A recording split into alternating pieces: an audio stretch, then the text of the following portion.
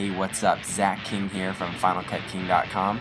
I've got a video tutorial here for motion showing you how to do the Cop's face blur effect. So here's the effect. This video tutorial was brought to you by Fix. You can go to their website, fixware.com. They've got some awesome plugins for Motion, Final Cut, After Effects, and Final Cut Express. Some big companies such as ILM, Weta, and Leica, and Riot use their plugins to create some visual effects. Fixware.com. Okay, so here in Motion, I've got my security cam footage 2. You can find that in the folder, drag that in, and I've cropped it up to the last part when he gets picked up.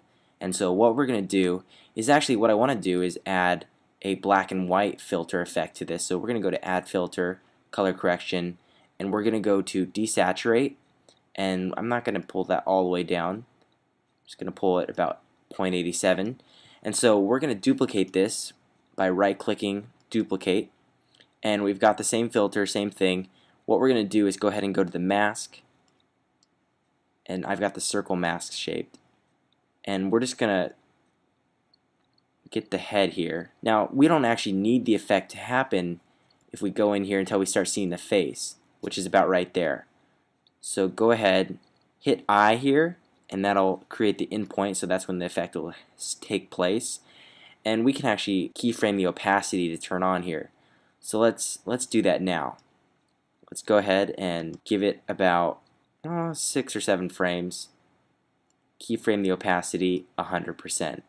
Okay, so now that we've done that, let's go ahead and add the actual filter. We're going to go to Filters, Stylize, and then Pixelate. And this is going to give us that reality TV show look. Drag that right on top of there.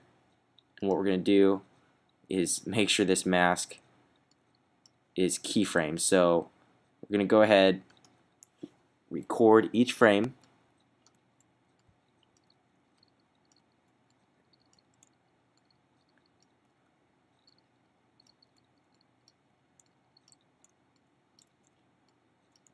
Okay, so, and then it jumps over here, so we got to get that from there. That jump. And we can keyframe skipping about 5 frames in. And as his face gets closer to the camera, bigger, we can up the scale here.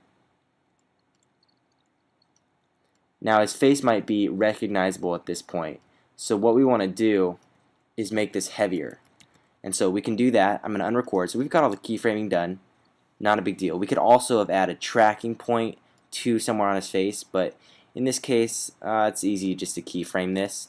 Now let's go ahead and actually make this a little harder to tell. So if you go to the Pixelate, we can go here to the inspector and change a few of the elements like the mix and the scale, or you can just do that here in the HUD. So I'm going to do that here. We really don't need more than about 13 for this footage.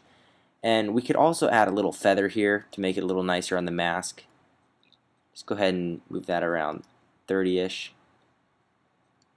And so now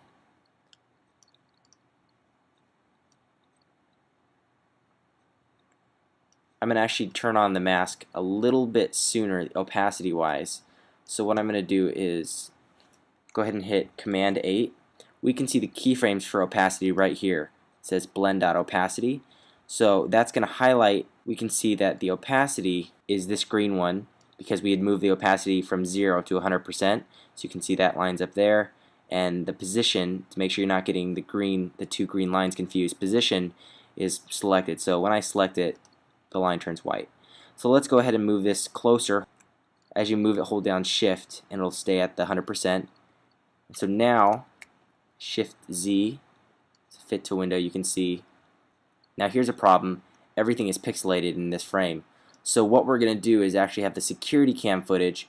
When this mask right here comes in, that's when the security cam footage 2 needs to come in. So that's at 11 frames. We'll set an endpoint there. And so now we're okay. And then it looks like all the timing is good. So I'm going to export this for Final Cut. We go to File, Export, and then we're going to do Face Blur, Motion, and I've got my QuickTime options correct here. Let's double check output, yes. and I'm going to export this. I'll see you in Final Cut.